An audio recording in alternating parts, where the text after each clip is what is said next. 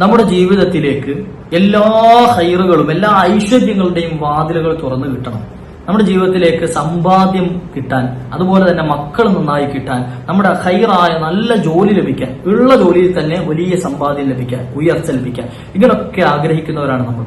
എന്നാൽ നമ്മുടെ നിസ്കാരങ്ങളുടെ കൂട്ടത്തിൽ, നമ്മുടെ സുന്നത്ത് നിസ്കാരങ്ങളുണ്ടല്ലോ, ആ നിസ്കാരങ്ങളുടെ കൂട്ടത്തിൽ ഇപ്രകാരം ചില സൂറത്തുകളും അതുപോലെ തന്നെ ചില ദിക്റുകളും ചൊല്ലിയിട്ടാണ് നമ്മൾ നിസ്കരിക്കുന്നത് എങ്കിൽ എക്സ്ട്രാ നിസ്കാരമൊന്നും വേണ്ട. നമ്മൾ സാധാരണ നിസ്കരിക്കുന്ന നിസ്കാരങ്ങളിൽ ഇപ്രകാരം ദിക്റുകൾ ചൊല്ലിയിട്ടാണ് നിസ്കരിക്കുന്നത് എങ്കിൽ ഈ പറഞ്ഞതുപോലെ നമ്മുടെ ജീവിതത്തിൽ വലിയ ഐശ്വര്യം കൊണ്ടുവരാൻ അത് കാരണമായി തീരും. ഇത് എന്റെ വാക്കായി പറയാം, മഹാന്മാർ പഠിപ്പിച്ചിരിക്കുകയാണ്.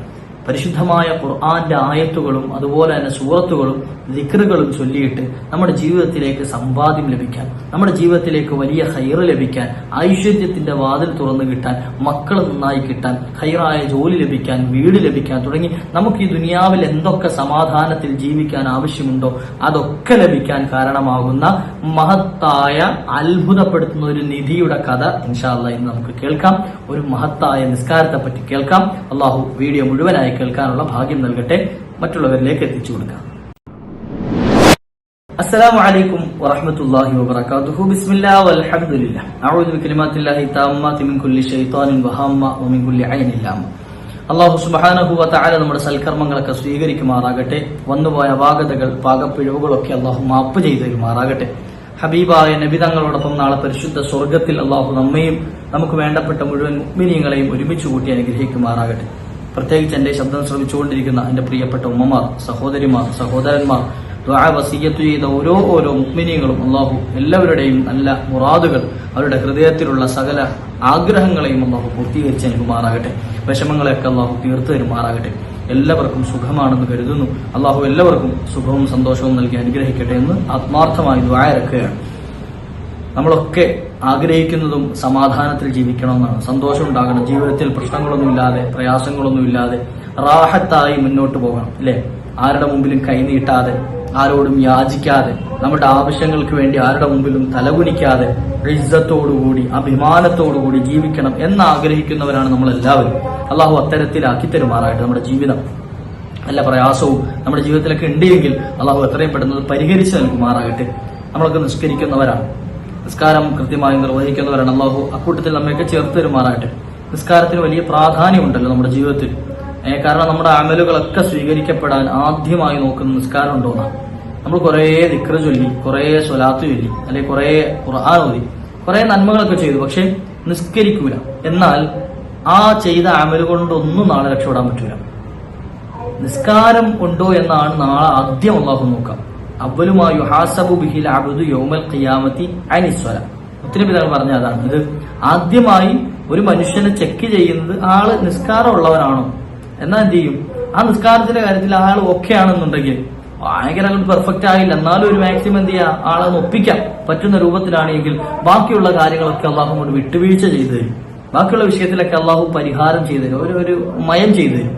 എന്നാൽ കുറെ അമല് ചെയ്തിട്ടുണ്ട്, കുറെ നിസ്കാരവും നോമ്പുകളും അതുപോലെ തന്നെ സക്കാത്തുകളും കുറെ സ്വതക്കകളും ഖുർആൻ പാരായണങ്ങളും ദിക്റുകളും സ്വലാത്തുകളും ഒക്കെ ഉണ്ട്. പക്ഷെ നിസ്കാരത്തിന്റെ വിഷയത്തിൽ പറ്റേ താഴ്ന്ന അവസ്ഥയിലാണ് എങ്കിൽ ബാക്കിയുള്ള വിഷയങ്ങളിലൊക്കെ അവൾ പെട്ടുപോകും. അതുകൊണ്ട് എന്ത് ചെയ്യാം, നിസ്കാരം കൃത്യമായി നിർവഹിക്കണം. അള്ളാഹു നമുക്കൊക്കെ ഭാഗ്യം നൽകുമാറാകട്ടെ. പല ഉമ്മമാരും സഹോദരിമാരും സഹോദരങ്ങളും ഒക്കെ എല്ലാ സുന്നത്തുകളടക്കം നിർവഹിക്കാൻ ആഗ്രഹം കാണിക്കുന്നവരാണ്. പല ഉമ്മമാരും സഹോദരിമാരും സഹോദരങ്ങളും ഒക്കെ സുന്നത്തടക്കം നിർവഹിക്കുന്നവരാണ്.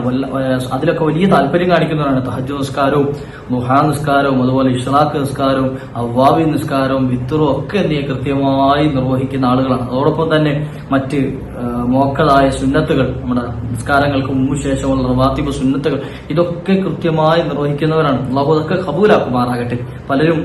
പലപ്പോഴും വിളിച്ച് ഫളായിലുകൾ ചോദിക്കാറുണ്ട്, ഉസ്താദേ ഇന്ന നിസ്കാരത്തിന്റെ ശ്രേഷ്ഠത എന്താണ്, ഇതെങ്ങനെയാണ് നിസ്കരിക്കേണ്ടത്, ഹാജത്ത് നിസ്കാരം എങ്ങനെയാണ് നിസ്കരിക്കേണ്ടത്, ഇസ്തിഖാറത്ത് നിസ്കാരം എങ്ങനെയാണ് നിസ്കരിക്കേണ്ടത്, അല്ലെങ്കിൽ ദുഹാ നിസ്കാരം എങ്ങനെയാണ് നിസ്കരിക്കേണ്ടത്, തഹജ്ജുദിന്റെ ശ്രേഷ്ഠതകൾ എന്തൊക്കെയാണ്, ഇങ്ങനെ പലപ്പോഴും വിളിച്ചിട്ട് ഫളായിലുകളൊക്കെ ചോദിക്കാറുണ്ട്. അപ്പോ ഈ ചോദിക്കുന്നവർക്കൊക്കെ അവര് അത്രയും ആഗ്രഹമുള്ളത് കൊണ്ടാണല്ലോ, അത് ചെയ്യണമെന്ന് അത്ര ആഗ്രഹമുള്ളത് കൊണ്ടാണല്ലോ എന്ത് ചെയ്യുന്നത്, ഈ സുന്നത്തുകളെ പറ്റിയൊക്കെ ചോദിക്കുന്നത്. ഇൻഷാ അല്ലാഹ് ഞാൻ അങ്ങനെ കിതാബ് നോക്കിയ സമയത്ത് നമ്മുടെ സ്വലാത്തുൽ കൻസിൽ ഖഫി എന്ന് പറയുന്ന നിസ്കാരത്തെ പറ്റി പഠിക്കുന്നു. സ്വലാത്തുൽ കൻസിൽ ഖഫി. അപ്പൊ നിങ്ങൾ വിചാരിക്കേണ്ട വലിയ തറാവീഹ് നിസ്കാരം പോലത്തെ കുറെ റക്അത്തുള്ള നിസ്കാരമാണ്, അല്ല. നമ്മൾ സാധാരണ നിസ്കരിക്കുന്ന ഒരു നിസ്കാരം, ഒരു സുന്നത്ത് നിസ്കാരം, ആ നിസ്കാരത്തിൽ ചില സൂറത്തുകളും എന്ത് ചെയ്യുക, അപ്പൊ ഈ പ്രത്യേകം പറയുന്ന എണ്ണങ്ങളൊക്കെ ചൊല്ലിയിട്ട് നിങ്ങൾ ചെയ്യുകയാണെങ്കിൽ, നിസ്കരിക്കുകയാണെങ്കിൽ, ആ നിസ്കാരത്തിലൂടെ നമ്മുടെ ജീവിതത്തിലേക്ക് വലിയ ഐശ്വര്യം കടന്നു. ഐശ്വര്യം വരിക എന്ന് വെച്ചാൽ സമ്പത്ത് വർദ്ധിക്കലും, മക്കൾ നന്നാകലും, അതുപോലെ തന്നെ നല്ല ജോലി ലഭിക്കലും, ഇങ്ങനെ തുടങ്ങിയിട്ട് നമുക്ക് ആവശ്യമുള്ള സംഗതികൾ, നല്ല ഭവനം, വീട് ലഭിക്കലും ഒക്കെ ആയിട്ട് എന്ത് ചെയ്യാം, നമ്മുടെ ജീവിതത്തിലേക്ക് വലിയ ദിന, സമ്പാദ്യം, ഐശ്വര്യം നമ്മുടെ ജീവിതത്തിലേക്ക് കടന്നു വരും എന്ന് മഹാന്മാർ പഠിപ്പിച്ചു തന്ന സ്വലാത്തുൽ കൻസിൽ ഖഫീ. ആ നിസ്കാരത്തിന്റെ പേര് തന്നെ അങ്ങനെ കൊടുത്തേക്കുന്നത്. എന്നാൽ ആ നിസ്കാരം പ്രത്യേക സമയത്താണ്. നമ്മൾ തഹജ്ജുദിന്റെ സമയത്തുള്ള നിസ്കാരമാണ്. തഹജ്ജുദിന്റെ സമയത്ത് നമ്മൾ തഹജ്ജുദ് നിസ്കരിക്കുന്നതോടൊപ്പം തന്നെ ഈ നിയ്യത്തോട് കൂടിയിട്ട് നിസ്കരിക്കുകയാണെങ്കിൽ 2 കൂലിയായി. തഹജ്ജുദിന്റെ കൂലി ആ സമയത്ത് നിസ്കരിച്ച നിസ്കാരത്തിന് തഹജ്ജുദിന്റെ കൂലി കിട്ടും. അതോടൊപ്പം തന്നെ ഈ കൻസുൽ ഖഫിയായ നിസ്കാരത്തിന്റെ നമുക്ക് മറഞ്ഞ നിധികൾ പോലും നമുക്ക് പ്രകടമാകുന്ന രൂപത്തിൽ നമ്മുടെ ജീവിതത്തിൽ വലിയ ഐശ്വര്യം വരാനുള്ള ഒരു മഹത്തായ നിസ്കാരമായി അത് പരിഗണിക്കുകയും ചെയ്യും. എന്നാൽ ഈ നിസ്കാരത്തിൽ വലിയ പ്രയാസമുണ്ടോ? നമുക്കൊക്കെ അറിയുന്ന സൂറത്തുകൾ ഓതിയാൽ മതി, നമുക്ക് അറിയുന്ന ദിക്റുകൾ ചൊല്ലിയാൽ മതി. വളരെ എളുപ്പത്തിൽ നമുക്ക് ചെയ്യാൻ കഴിയുന്ന, നിസ്കരിക്കാൻ കഴിയുന്ന, ഒരുപാട് സമയമൊന്നും വേണ്ടാത്ത മഹത്തായ ഒരു നിസ്കാരം. നമ്മളൊക്കെ ആഗ്രഹിക്കുക നമ്മുടെ ജീവിതത്തിൽ വലിയ സന്തോഷം ഉണ്ടാകണമെന്നാണ്, നമ്മുടെ ജീവിതം ഐശ്വര്യമുള്ളവരാകണം എന്നാണ്. വീടില്ലാതെ വിഷമിക്കുന്ന ഒരുപാട് ആളുകളുണ്ട്. അപ്പൊ അവർക്കുള്ളൊരു പരിഹാര മാർഗമാണിത്. വീട് വെക്കാൻ എന്താണ് മാർഗം? എന്തെങ്കിലും ഒരു മാർഗമുണ്ടോ, വഴിയുണ്ടോ? ഇങ്ങനെ തെരഞ്ഞു നടക്കുന്ന ആളുകൾ, ലോൺ എടുക്കണോ, പലിശയ്ക്ക് പൈസ എടുക്കണോ, ഇങ്ങനെ തുടങ്ങിയിട്ട് പല ചിന്താഗതിയുമായി നടക്കുന്നവർ, അപ്പൊ അവർക്കൊക്കെ അതിന്റെ ഒന്നും ഒരു ആവശ്യമില്ലാതെ തന്നെ നമ്മുടെ ജീവിതത്തിലേക്ക് ഹൈറായ ഭവനം എത്താൻ അല്ലാഹു സുബ്ഹാനഹു വ തആല വഴിയൊരുക്കി തരും. എന്ത് ചെയ്താൽ മതി? ഈ മഹത്തായ ഒരു 2 റക്അത്ത് നിസ്കാരം നമ്മുടെ ജീവിതത്തിൽ പതിവാക്കിയാൽ മതി. അല്ലാഹു സുബ്ഹാനഹു വ തആല തൗഫീഖ് നൽകുമാറാകട്ടെ. എങ്ങനെയാണ് നിസ്കരിക്കേണ്ടത് എന്ന് ഞാൻ ഒന്ന് പറഞ്ഞുതരാം. തഹജ്ജുദ് നിസ്കരിക്കുന്ന കൂട്ടത്തിലൊക്കെ എന്ത് ചെയ്യാം, നമുക്ക് ഈ നിയ്യത്ത് വെച്ചിട്ട് നമുക്ക് നിസ്കരിക്കാം. പ്രത്യേക നിയ്യത്തുകളൊന്നുമില്ല. പ്രത്യേക സ്വലാത്തുൽ കൻസുൽ ഖഫീൻ 2 റക്അത്ത് നിസ്കാരം എന്നുള്ള നിയ്യത്തൊന്നും വെക്കേണ്ടതില്ല. 2 റക്അത്ത് സുന്നത്ത് മതി. പക്ഷേ ആ സുന്നത്ത് നിസ്കാരത്തിൽ നമ്മൾ ഈ പറയുന്നത് പോലെയുള്ള സൂറത്തുകളും അതുപോലെ ദിക്റുകളൊക്കെ ചൊല്ലുകയാണ് എങ്കിൽ ആ നിസ്കാരം കൊണ്ട് എന്ത് ചെയ്യും, നമ്മുടെ ജീവിതത്തിൽ വലിയ ഐശ്വര്യം ഉണ്ടായിത്തീരുമെന്ന് മഹാന്മാർ പഠിപ്പിച്ചു തരികയാണ്. ഏതാണ് ആ നിസ്കാരം? നമ്മുടെ ആവശ്യങ്ങളൊക്കെ പൂർത്തീകരിച്ച് കിട്ടാൻ, ലി ഖളാഇ ഹാജതിക എന്നാണ് തുടങ്ങുന്നതിന്, കിതാബുകളിൽ തുടങ്ങുന്നതിന് നമ്മുടെ ആവശ്യങ്ങളൊക്കെ പൂർത്തീകരിച്ച് കിട്ടാൻ. ഏതൊക്കെ ആവശ്യങ്ങളുണ്ടോ അതെല്ലാം പൂർത്തീകരിച്ച് കിട്ടാൻ. സ്വല്ല ഫിസ്സഹരി റക്അത്തൈനി, 2 റക്അത്ത് നിസ്കാരം നിസ്കരിക്കാം. ഇപ്പോ സഹറ സമയത്ത്, അതായത് അത്താഴ സമയത്ത്, നമ്മൾ സാധാരണ തഹജ്ജുദിന്റെ സമയത്ത്, അത്താഴ സമയത്ത് 2 റക്അത്ത് നിസ്കാരം നിസ്കരിക്കാം. എന്നാൽ ഈ 2 റക്അത്ത് നിസ്കാരത്തിൽ എന്താണ് പാരായണം ചെയ്യേണ്ടത്? തഖറഉ ഫി റക്അത്തിൽ ഊല, ഒന്നാമത്തെ റക്അത്തിൽ അയാൾ പാരായണം ചെയ്യണം സൂറത്തുൽ ഫാത്തിഹയ്ക്ക് ശേഷം സൂറത്തുൽ കാഫിറൂൻ പാരായണം ചെയ്യണം. എത്ര തവണ ഓതണം? 17 തവണ. 17 17 മറ, അതായത് 17 തവണ സൂറത്തുൽ കാഫിറൂൻ. നമുക്ക് അറിയുന്ന സൂറത്താണ്. ബിസ്മില്ലാഹിർ റഹ്മാനിർ റഹീം. ഖുൽ യാ അയ്യുഹൽ കാഫിറൂൻ ലാ അഅ്ബുദു മാ തഅ്ബുദൂൻ ولا أنتم عابدون ما أعبد ولا أنا عابد ما عبدتم ولا أنتم عابدون ما أعبد لكم دينكم ولي دين. സൂറത്തുൽ കാഫിറൂൻ ഓതുക 17 തവണ. അപ്പം ഒന്നാമത്തെ റക്അത്തിൽ സൂറത്തുൽ ഫാത്തിഹ ഓതി ശേഷം 17 തവണ സൂറത്തുൽ കാഫിറൂൻ പാരായണം ചെയ്തു. ഇതുപോലെ തന്നെ രണ്ടാമത്തെ റക്അത്തിൽ സൂറത്തുൽ ഫാത്തിഹയ്ക്ക് ശേഷം 17 തവണ ഖുൽ ഹുവല്ലാഹു അഹദ് സൂറത്ത് ഓതുക. ഖുൽ ഹുവല്ലാഹു അഹദ് അല്ലാഹുസ് സമദ് ലം യലിദ് വലം യൂലദ് വലം യകുൽ ലഹു കുഫുവൻ അഹദ്. ഒന്നാമത്തെ റക്അത്തിൽ കാഫിറൂൻ 17 തവണ, രണ്ടാമത്തെ റക്അത്തിൽ സൂറത്തുൽ ഇഖ്ലാസ് ഖുൽ ഹുവല്ലാഹു അഹദ് സൂറത്ത് 17 തവണ. ഇങ്ങനെ ഓതിയതിനു ശേഷം 2 റക്അത്തുകളിലെയും റുകൂഉകളിൽ സുബ്ഹാന റബ്ബിയൽ അദീം വബിഹംദിഹി എന്നും 17 തവണ ചൊല്ലണം. സുബ്ഹാന റബ്ബിയൽ അദീം സാധാരണ നമ്മൾ 3 തവണയാണ് ചെല്ലാറ്, അല്ലെ ചിലർ 5 തവണ ചെല്ലാറുണ്ട്. അപ്പൊ അങ്ങനെ ഒറ്റയാക്കൽ സുന്നത്താണ്. അപ്പോ സുബ്ഹാന റബ്ബിയൽ അദീം വബിഹംദിഹി എന്നത് 17 തവണ. അപ്പൊ 17 തവണയൊക്കെ ചൊല്ലാം, നമുക്ക് എത്ര തവണ വേണമെങ്കിലും ചൊല്ലാം. എന്താണ് നമ്മൾ ഒറ്റയ്ക്ക് നിസ്കരിക്കുന്ന നിസ്കാരങ്ങളിൽ ദിക്റുകൾ എത്രയും ചൊല്ലാം. നിസ്കാരത്തിൽ എന്ത് ചെയ്യാം, ദൈർഘ്യമായിട്ട് എത്ര ദിക്റുകൾ നമുക്ക് ചൊല്ലാം. ജമാഅത്തൊക്കെ ആയിട്ട് നിസ്കരിക്കുമ്പോൾ, ഇമാമായിട്ടൊക്കെ നിസ്കരിക്കുമ്പോൾ എന്ത് ചെയ്യാൻ പാടില്ല, ഒരുപാട് അങ്ങോട്ട് കൂട്ടിക്കൊണ്ടുപോയി പുറകെ നിൽക്കുന്ന ആളുകളെ ബുദ്ധിമുട്ടിക്കാൻ പാടില്ല. അത്രേ ഉള്ളൂ. ഒറ്റയ്ക്ക് നിസ്കരിക്കുന്ന സമയത്ത് അള്ളാഹിന്റെ മുമ്പിലാണല്ലോ നിൽക്കുന്നത്, ദിക്റുകൾ എമ്പാടും ചൊല്ലാം. ഒരുപാട് ദിക്റുകൾ എന്ത് ചെയ്യാം, നമുക്ക് ചൊല്ലാൻ പറ്റും. അപ്പൊ അതുകൊണ്ട് സുബ്ഹാന റബ്ബിയൽ അദീം വബിഹംദിഹി എന്നുള്ളത് 17 തവണ ചൊല്ലുക. അതിനുശേഷം എന്ത് ചെയ്യാം, പിന്നെ ഇഅ്തിദാൽ ചെയ്തു. സാധാരണ നമ്മൾ ചെല്ലാറ് റബ്ബനാ ലക്കൽ ഹംദു സാധാരണ ദിക്ർ ചൊല്ലിയതിനു ശേഷം സുജൂദിൽ പോകുന്ന സമയത്ത് സുബ്ഹാന റബ്ബിയൽ അഅ്ലാ വബിഹംദിഹി എന്നുള്ളത് 7 തവണയും ചൊല്ലുക. 7 മർറാത്ത്, 7 തവണ. അപ്പം സൂറത്തുൽ കാഫിറൂൻ 17 തവണ, സൂറത്തുൽ ഇഖ്ലാസ് 17 തവണ, സുബ്ഹാന റബ്ബിയൽ അലീം വബിഹംദിഹി 17 തവണ റുക്കൂവിൽ ചൊല്ലേണ്ടത്. സുജൂദിൽ ചൊല്ലേണ്ടത് 7 തവണ. 7 മർറാത്തിൻ എന്ത് ചെയ്യുക? 7 തവണ ചൊല്ലുക.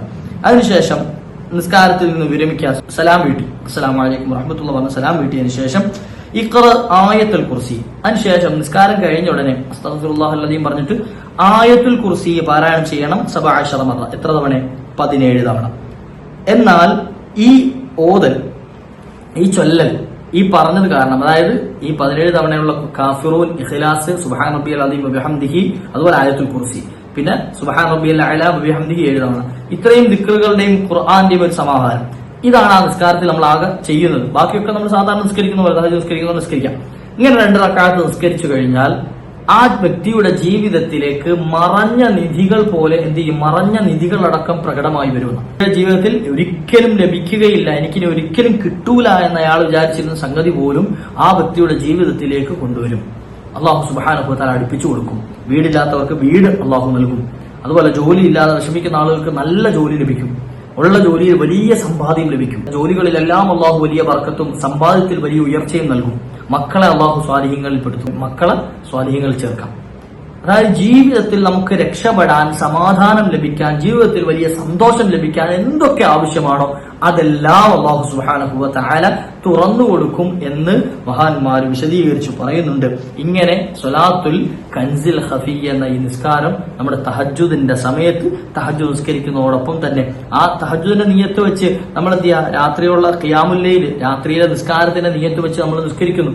ആ നിസ്കാരത്തിന്റെ കൂട്ടത്തിൽ ഈ പറഞ്ഞതുപോലെ സൂറത്തുകളും അതുപോലെ തന്നെ ദിക്റുകളും ഒക്കെ അധികരിപ്പിക്കുകയാണ് എങ്കിൽ നമുക്ക് ഈ പറഞ്ഞ നേട്ടം കൂടി ലഭിക്കുന്നതാണ്. അല്ലാഹു സുബ്ഹാനഹു വ തആല സ്വീകരിക്കുമാറാകട്ടെ. ഒരുപാട് സൽക്കർമ്മങ്ങൾക്ക് അല്ലാഹു അവസരം നൽകുമാറാകട്ടെ. ഒരുപാട് ആളുകൾ പല ആഗ്രഹങ്ങളുള്ളവരുണ്ട്, നമ്മുടെ ചുറ്റുഭാഗത്തുള്ളവരുണ്ട്, പല വിഷമങ്ങൾ അനുഭവിക്കുന്നവരുണ്ട്. അവരിലേക്കൊക്കെ ഒന്ന് എത്തിച്ചു കൊടുക്കാം. അവർക്കും ഒരു സമാധാനമാണ്, അവർക്കും ഒരു സന്തോഷമാണ്. കാരണം അവർക്കൊരു അത്താണി കിട്ടിക്കഴിഞ്ഞാൽ അവർക്കൊരു എന്താണ് ഒരു പ്രതീക്ഷ. ചില ആളുകളുണ്ട് പ്രതീക്ഷ അറ്റ് ജീവിക്കുന്ന ആളുകൾ. ഇനി എന്ത് ചെയ്യണമെന്നറിയാതെ എല്ലാം കഴിഞ്ഞു, ഇനി ഒരു പരിഹാര മാർഗവും ഇല്ല എന്ന് പറഞ്ഞ് വിഷമിക്കുന്ന പല ആളുകളുണ്ട്. അവർക്കുള്ള ഒരു പരിഹാര മാർഗം കൂടിയിട്ടാണ്. കാരണം ആർക്കും ഒരു ടെൻഷനുമില്ലാത്ത, അല്ലെങ്കിൽ നല്ല റിലാക്സ് ആയിരിക്കുന്ന സമയം, സമാധാനത്തിൽ ഒരു പ്രയാസം, മനസ്സിന് വലിയ അരട്ടലൊന്നും ഇല്ലാത്തൊരു സമയമാണ് തഹജ്ജുദിന്റെ സമയം. നമ്മൾ ഉറങ്ങി എഴുന്നേറ്റ് നല്ല റിലാക്സ് ആയി നിൽക്കുന്ന സമയം. ആ സമയത്ത് യജമാനായ റബ്ബിന്റെ മുമ്പിൽ 2 റക്അത്ത് സുജൂദ് ചെയ്യുക, 2 റക്അത്ത് നിസ്കരിക്കുക. ആ നിസ്കാരത്തിൽ ചില സൂറത്തുകൾ അധികമായി ഓതുക, അതുപോലെ തന്നെ ദിക്റുകൾ ചൊല്ലുക. യജമാനായ റബ്ബിനോട് കൈയോർത്തിട്ട് അല്ലാഹുവേ എന്റെ ഈ ദുആ നീ സ്വീകരിക്കണേ അല്ലാഹ് എന്ന് നമ്മൾ ആത്മാർത്ഥമായി ദുആ എന്ന് കഴിഞ്ഞാൽ തന്നെ ആ ദുആ അല്ലാഹു ഖബൂലാക്കൂലേ. അതോടൊപ്പം തന്നെ ഇപ്രകാരമാണ് നിസ്കരിക്കുന്നത് എങ്കിൽ ആ നിസ്കാരത്തിന്റെ പോരിശ കൂടി എന്ത് ചെയ്യും? ആ വ്യക്തിയുടെ ജീവിതത്തിൽ വലിയ മാറ്റങ്ങൾ ഉണ്ടാക്കാൻ കാരണമായി തീരും. നമ്മളൊന്ന് ചെയ്തു നോക്കി, നമ്മുടെ ജീവിതത്തിൽ വലിയ മാറ്റങ്ങൾ ഉണ്ടാവും. പ്രയാസങ്ങളൊക്കെ നീങ്ങിക്കിട്ടും, ടെൻഷൻ മാറിക്കിട്ടും. എത്ര വലിയ റിസ്ക് ഉള്ള വിഷയങ്ങളാണെങ്കിലും അതൊക്കെ പുഷ്പം പോലെ പരിഹരിക്കാൻ കഴിയും. അല്ലാഹു സുബ്ഹാനഹു വ തആല നമ്മുടെ ജീവിതം ഭാഗ്യമുള്ള ധന്യമായ ജീവിതമാക്കി തരുമാറാകട്ടെ. എല്ലാ പ്രയാസങ്ങളും പ്രശ്നങ്ങളും ഒക്കെ തീർത്ത് സന്തോഷവും സമാധാനവും അല്ലാഹു നൽകി അനുഗ്രഹിക്കുമാറാകട്ടെ. അല്ലാഹു ദുആ വസിയത്ത് ചെയ്ത ഏതൊക്കെ മുഅ്മിനീങ്ങളുണ്ടോ, അവരുടെ എന്തൊക്കെ ആഗ്രഹങ്ങളുണ്ടോ, പ്രത്യേകിച്ച് എന്റെ ഈ ശബ്ദം കേട്ടുകൊണ്ടിരിക്കുന്ന എന്റെ ഉമ്മമാർ, സഹോദരിമാർ, അല്ലാഹു എല്ലാവരുടെയും എല്ലാ നല്ല നല്ല മുറാദുകളും ഹാസിലാക്കി തരട്ടെ. കടബാധ്യതയുള്ളവരുണ്ട്, അതുപോലെ തന്നെ വീടില്ലാത്തവരുണ്ട്, രോഗം കൊണ്ട് സങ്കടപ്പെടുന്നവരുണ്ട്, മക്കളുടെ വിഷയം പറഞ്ഞ് ദ്വാരക്കാൻ ഏൽപ്പിച്ചവരുണ്ട്, പരീക്ഷയും സംബന്ധമായി ബന്ധപ്പെട്ട് ദ്വാരക്കാൻ ഏൽപ്പിച്ചവരുണ്ട്. കമന്റുകളൊക്കെ വായിക്കാറുണ്ട്, പലപ്പോഴും റീപ്ലൈ ചെയ്യാൻ കഴിയാത്തത് സമയക്കുറവ് കൊണ്ടാണ്. എന്നാലും അവർക്ക് വേണ്ടിയൊക്കെ നമ്മുടെ മജ്ലിസുകളിലൊക്കെ ദ്വാരക്കാറുണ്ട്. അല്ലാഹു എല്ലാവർക്കും അവരെ ഈ കമന്റുകളായി ദുആ വസിയത്ത് ചെയ്ത എന്നോട് പറഞ്ഞ ആരൊക്കെയുണ്ടോ അവർക്കൊക്കെ അല്ലാഹു സുബ്ഹാനഹു വ തആല അവരുടെ ഖൽബിന്റെ മുറാദുകളൊക്കെ ഹാസിലാക്കി കൊടുക്കുമാറാകട്ടെ. ഇൻഷാഅല്ലാഹ് നിങ്ങളും അവർക്ക് വേണ്ടിയൊക്കെ ആത്മാർത്ഥമായി അങ്ങോട്ടും ഇങ്ങോട്ടൊക്കെ ദ്വാരക്കണം.